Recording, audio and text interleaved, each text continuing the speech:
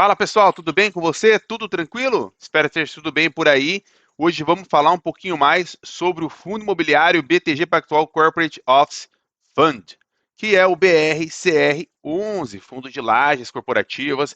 Vamos explicar um pouquinho mais sobre como que é o fundo, por que ele está descontado ali em relação ao PVP e entender um pouquinho mais sobre essas nuances, beleza? Antes de mais nada, ia pedir para você deixar um joinha, se inscrever no canal e ativar o sininho ali também, que você vai estar sempre recebendo as informações referente ao canal. Beleza? Bora lá pro vídeo então?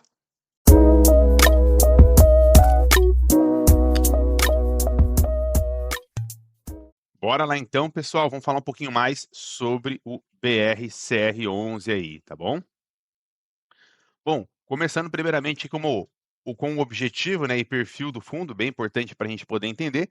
Então, hoje, o BRCR ele é um fundo que tem como objetivo primordial investir em escritórios comerciais de lajes corporativas com renda no Brasil.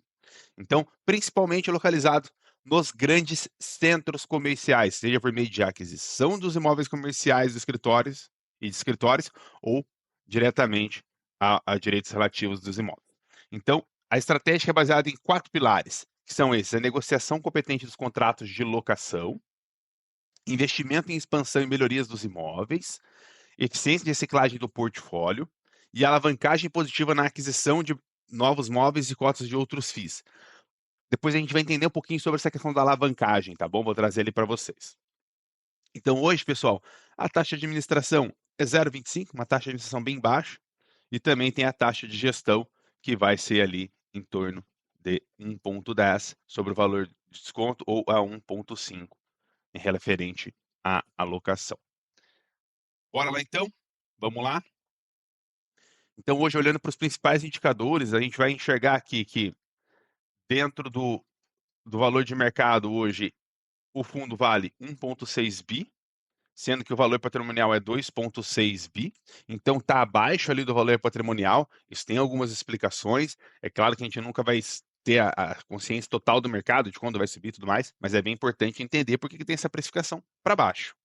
Então a gente vai ver aqui um dividendo anualizado de 8,5, o número de cotistas de 150 mil cotistas, e a vacância física em 22% e a vacância financeira em 16%, com um total de 15 imóveis, sendo 82% AAA e A, tá bom?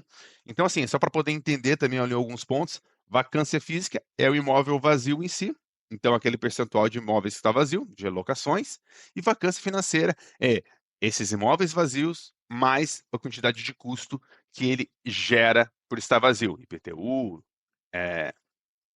entre outros custos ali de condomínio e tudo mais. Então, nesse caso aqui, o que vem acontecendo é que tem uma vacância financeira menor do que a física, provavelmente porque teve contratos rescindidos, tiveram multas ali dentro. Então vamos lá, até mesmo trazer aqui a questão de o mercado entender um pouquinho mais sobre a venda, né, ali de alguns edifícios. Então hoje foi realizada a venda, né, da participação indireta no portfólio do edifício Brazilian Financial Center, edifício Buriti, edifício Cidade Jardim, edifício Transatlântico e edifício Volkswagen. Então, o valor da transação dessa venda desses imóveis foi correspondente a 755 milhões. Então, vai receber 70% à vista nesse valor e 30% em duas parcelas iguais, daqui 1 ano e daqui 2 anos, corrigidas por 100% do CDI. Então, isso é bem importante entender. Você vai perceber que vai ter um volume de caixa mais robusto, não nesse relatório, mas no próximo relatório. E basicamente, não necessariamente que esse caixa vai virar dividendos, mas ele pode virar uma outra compra de imóvel que seja mais interessante, que tenha um volume maior de inquilinos. Por que isso? Porque a gente vai entender na estratégia do fundo, né? Ó, a gente vai olhar sempre assim, ó, desinvestimento parcial de ativos maduros com atingimento do leasing spread. O que significa isso? Então, aquela taxa que tem uma vantagem competitiva em relação ao empréstimo ali do aluguel dos imóveis. Então, na hora que ele perde esse diferencial competitivo, eles preferem se desfazer da operação e talvez entrar em outra que esteja nesse leasing spread. Beleza? Então, ponto bem importante. Vamos lá um pouquinho para baixo. Então, hoje, né, a receita por classe de ativo, 74% em edifícios AAA, 8% aqui basicamente em edifício A e 18% em edifício B. A receita por setor, pessoal, a gente já enxerga aqui que 64%, ó, deixa eu até aumentar um pouquinho mais aqui, aí, são referente a outros setores. Então, não tem uma concentração diretamente dentro ali da operação. A gente vai ver que o setor financeiro representa 18% da receita, o automobilístico 9%, setor de seguros 3,8%. Então, a gente vai olhando dessa forma que há uma diversificação ali dentro do portfólio, beleza? Então, receita por região, hoje 71% no estado de São Paulo e 30% no Rio de Janeiro, tá bom? Então, concentrado nesses dois estados. A gente vai entender um pouquinho mais a composição por vacância do ativo, né? A gente vê aqui, ó, que dentro do Senesp há um total de vacância de 51%, 52%, Torre Almirante 26%, o Diamond Tower 7,7%, Eldorado 0,7% e Sucupira 2,9% de vacância, beleza? Então, a gente vai entendendo quais são os prédios que têm uma vacância mais forte, mas ao mesmo tempo a gente tem que entender que essa vacância ela vai gerar uma multa ali, se caso for rescindido de maneira antecipada, que é o que ocorreu. Então, isso é bem importante para não entender para entender a descapitalização do fundo, se vai ocorrer uma falta de dividendos. Então, como houve essa saída, ainda não impactou diretamente de maneira forte na cota, né, desculpa, no ponto de vista de dividendos, mas na cota ele já bateu essa vacância, porque tem uma possibilidade de talvez não realocar tão rápido. E aí que está o problema. Beleza? Então vamos lá aqui para evolução da vacância financeira e receita contratada de locação. A gente vê aqui, abaixar um pouquinho mais aqui para vocês, deixa eu diminuir também aqui. Ó, então receita contratada de alocação e vacância financeira aqui em azul. Então a gente vê que a vacância financeira está em 16,1, já chegou a bater no começo do ano ali 18,3 e agora já está numa leve queda ali desse cenário. Então, muito disso porque os negócios estão vindo para o físico mesmo, né? Muita gente pensou que depois da pandemia ia ficar tudo digital, mas a gente começa a perceber que aquela sinergia do ambiente corporativo estava faltando e aí vem para o ambiente físico, tá bom? Olhando aqui então para indicadores de resultado, a gente vai ver aqui que o lucro da operação, né, lucro de venda de imóvel, vai acontecer a mesma coisa aqui no referente ao próximo mês, quando vier o relatório referente a novembro, né, a dezembro, desculpa, quando receber os valores. Mas basicamente a gente vê aqui o fluxo de caixa, né, que vai ter uma entrada da operação e a distribuição por cota aqui em cima. Beleza? É PL por cota aqui, desculpa, e a distribuição aqui em azulzinho claro. Então a gente vai perceber que por mais que haja um fluxo de caixa forte, a ideia é sempre manter aqueles dividendos regulares para não ocorrer uma volatilidade ali dentro, um cenário de desinteresse também por parte do mercado. Por um mês ser um dividendo muito baixo, no outro mês ser um dividendo muito alto. Beleza? Então vamos lá então aqui para a questão de reajustes, né?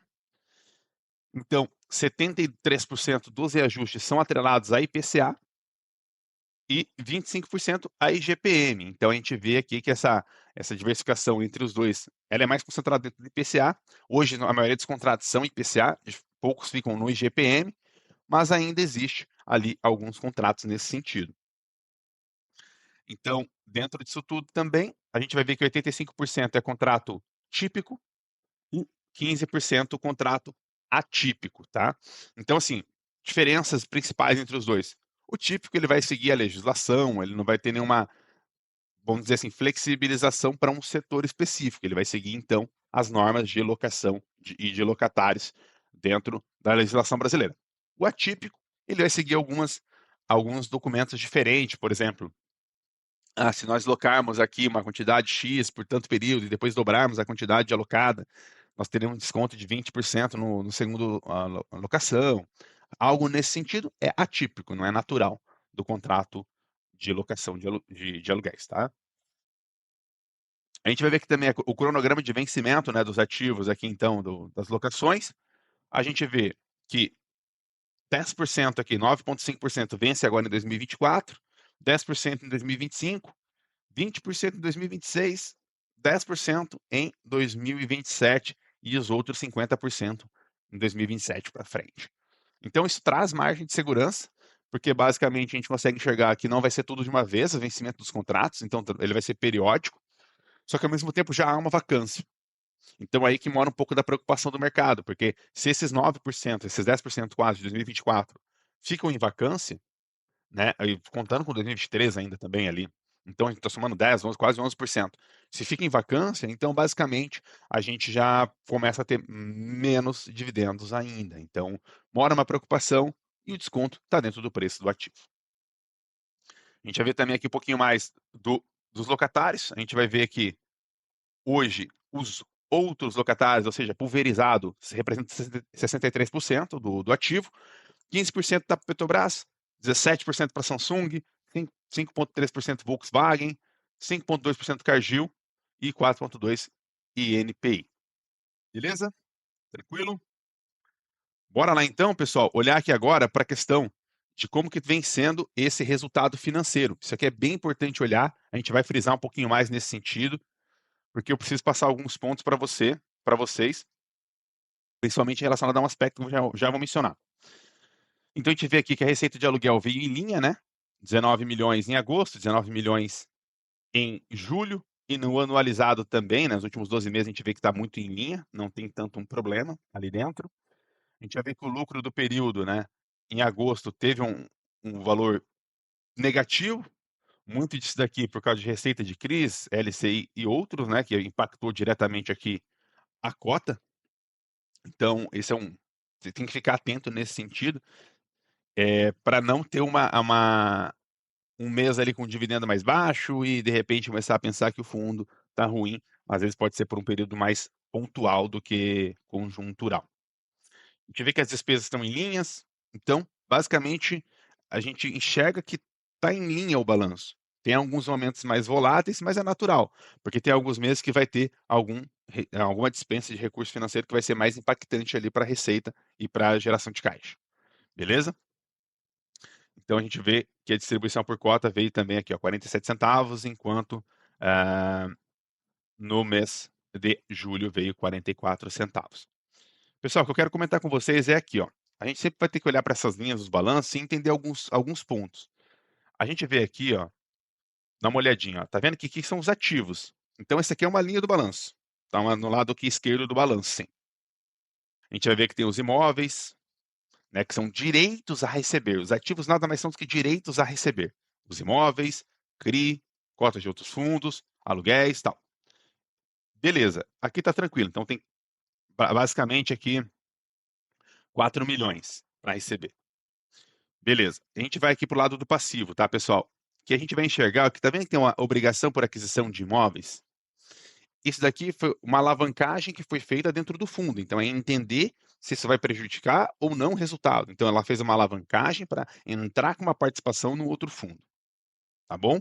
Então, ela não entrou apenas com recursos do caixa ou uma subscrição, ela se alavancou, tem a receita de aluguel, mas ao mesmo tempo ela compromete os dividendos no curto prazo. Beleza? Então, vamos lá, olhar um pouquinho aqui para a questão de cota. A gente vê que hoje o valor patrimonial é de R$ 100, né, a cota, e dentro do PVP está em 0,59, então está com um desconto de ali, basicamente, hoje, para quem comprar, se voltasse para o PVP, a gente está falando de quase um pouquinho mais do que 60% de alta, né, para voltar para 1. Então está descontado 40, né, 40%, é 40% de queda, mas para subir tem que praticamente ali quase dobrar o ativo, 70% de alta para ficar no PVP de 1. A gente vê que tem uma liquidez muito grande, né? São 2 milhões e 100 por dia, representam 1,3% do IFIX. A gente vê também aqui que os dividendos são bem reloginho, né? Bem aqui, ó, em linha sempre, não fugindo, não tendo aquela oscilação de dividendo, alguns meses mais altos, outros meses mais baixos. Isso é bem importante e bem seguro para quem está investindo. Olhando aqui agora para o histórico de rentabilidade, então a gente vai ver aqui que o BRCR ele trouxe só 28% de rentabilidade, enquanto o IFIX trouxe 100%, 108% de rentabilidade, IPCA 91, CDI 164 e IMAB 198. Então, essa depreciação que vinha ocorrendo dentro do BRCR é muito devido a uma questão de ter uma vacância, dos contratos futuramente estarem vencendo, e de também ter essa alavancagem, tudo isso impacta na cota. Mas, ao mesmo tempo, se esse cenário adverso ele começa a sair da linha de frente, né, eles falam do pipeline ali, então, basicamente, o ativo ele tem a possibilidade de subir, principalmente se aumentar o número de locatários ali, então, bem nesse cenário. Beleza? Espero que você tenha gostado aí do vídeo. Qualquer dúvida, qualquer ponto, deixa ali nos comentários. Não se esqueça de se inscrever, de dar um joinha e também de ativar o sininho, que você vai estar sempre recebendo os vídeos ali. Beleza, pessoal? Espero que você tenha gostado. Até a próxima. Valeu!